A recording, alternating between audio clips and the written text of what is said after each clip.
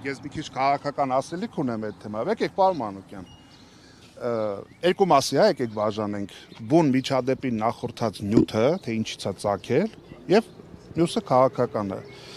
Ավականուն նիստի վերջի նիստի ժամանակ, երբ որ բերել են էլի մեծ տրցակով չզեկուցվող հարցեր, պարոն Մանուկյանի հորդորով ես առաջարկեցի, որ այդ հարցերից մեկը դարձնեն զեկուցվող։ Դա վերաբերում էր նույն այդ տխրահռչակ Լիլան Արմին։ 2 միլիոն 2.5 միլիոնի կարգի, 2.5 միլիոն դոլարի կարգի, հա, էլի տենդերի մասին է խոսքը։ Իրանք խուսափեցին, չբերեցին։ Այսինքն շան գլուխը տեղ է թաքնված։ Երբ որ մենք ասում ենք ջրահեռացումը նորմալ չի, ասֆալտապատումը նորմալ չի, տրանսպորտի դոտացիան ինչ չեք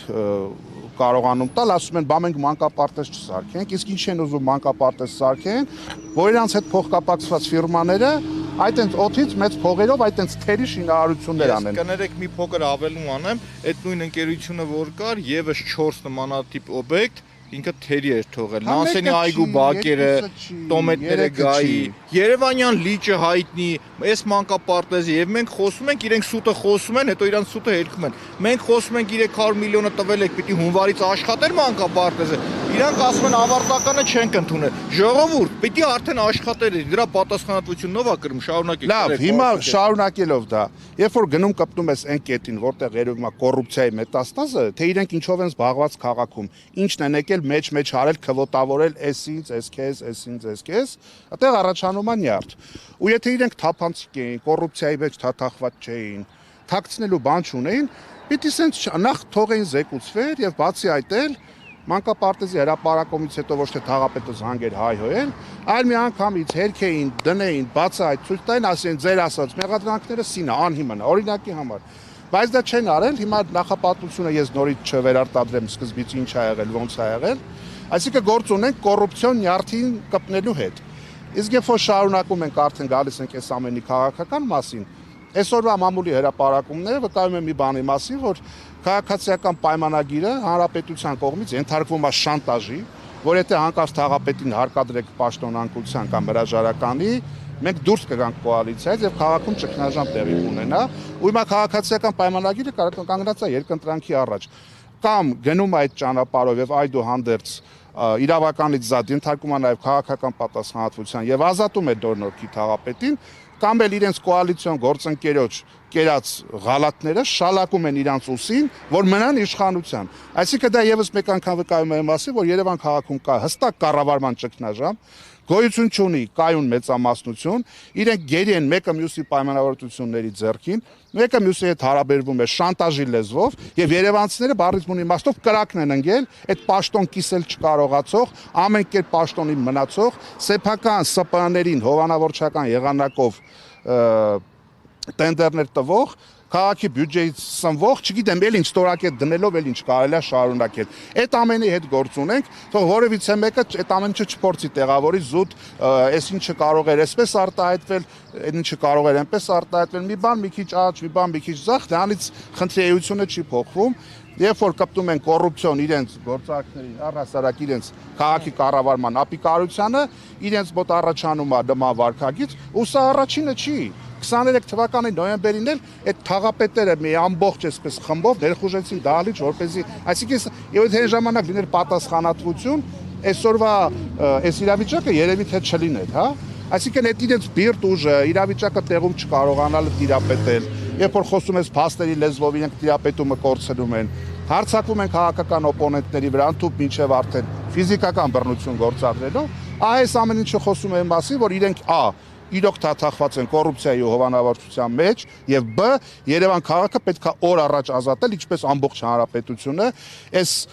բախտախնդիրների ձեռքից, ովքեր ապօրինությունները, զորբայությունը, բիրտ ուժը, այսպես քննադատելով, դրա դեմ պայքարը շեփորահարելով եկան իշխանության, բայց իրենք շատ ավելի վատն են, քան նրանք ում դեմ որի թե պայքարում են, գումարած հայրենիքի կորուստ։ Այնպես որ այս process-ը թող որևիցե մեկը չկարծի, որ ինչ-որ մի հատ լոկալ դրվագ էր։ Սա իշխանական ամբողջ համակարգի դեգրադացիայի իրավիճակը չտիրապետելու եւ այսպես ասենք պատահական անցորդ լինելու իրենց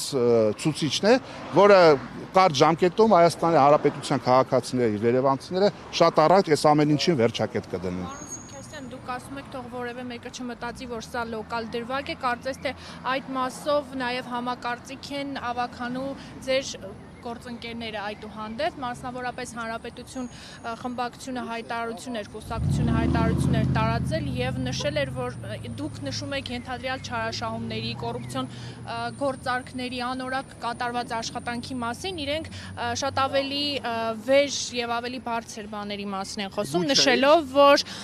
թիրախը ոչ թե վարչական շրջանի ղեկավարը կամ քաղաքապետն են, այլ Հայաստանի Հանրապետության անկախությունը եւ ինքնիշխանությունը, եւ որ սա դրսից հրահրված սադրված լուրջ կարող է այդ ամեն ինչի հետ կապ ունեն, ասենք Թամիլյան վագրերը, Հզբոլլահը, Համասը, հա, մուսուլման եղբայրները, այդքան չի կարելի երևակայել ու եղած փաստը ինչ որ լեգենդներով, ինչ որ մտածածին բաներով կոծկել, ասենք ինչ որ մեկներ, հա, հրահանգել այդ իրենց մտածույց արած ուժերն էին հրահանգել Մասիվի թաղապետին, որ հարցակվի եւ Չախոյան Արտուրին խփի, հա, այդ ասենք չի կպնում էլ այդ ամեն ինչ իրար, տրամաբանություն չկա, ընդամենը եղած իրավիճակը փորձեն ինչ որ այլաբանորեն փորձեն բացատրեն, իրենց շատ ավելի մեծ կարիք չկա որևիցե ինչ որ դավադրությունների տեսության մեջ ընկնել։ Գյումրիում երևաց իրանք իրականում ինչ քաղաքական կշիռ ունեն, ուղղակի ավելին իրենք իրենց մոտալուտ չակերտավոր քաղաքական վախճանը կանխատեսելով ընկել են ջղաձգումների մեջ ու երբ որ կոռուպցիոն դրսևորումով բարձր վեր ես հանում, որ դուք էսեք, հասկանում են, որ եթե ինչ որ մի հատ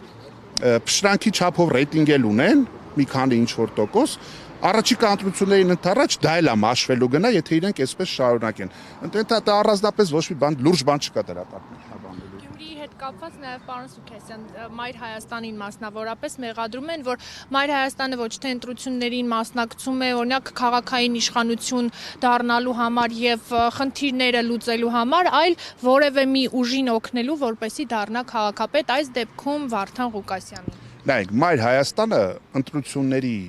հետագա ճակատագրի արդյունքների վերաբերյալ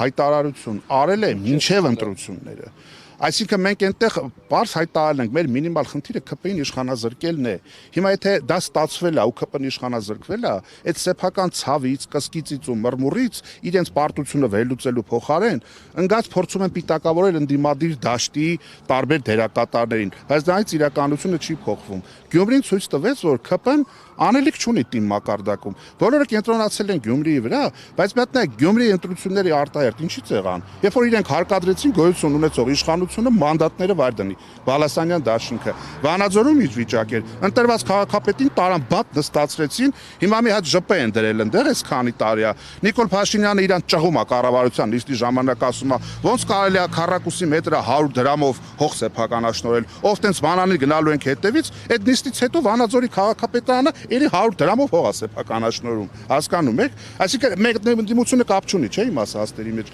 Բոլոր տիմ փարակարում ինչ կապ ուներ, Մայր Հայաստանը մասնակցում էր, չէ։ Այսինքն բոլոր տեղերում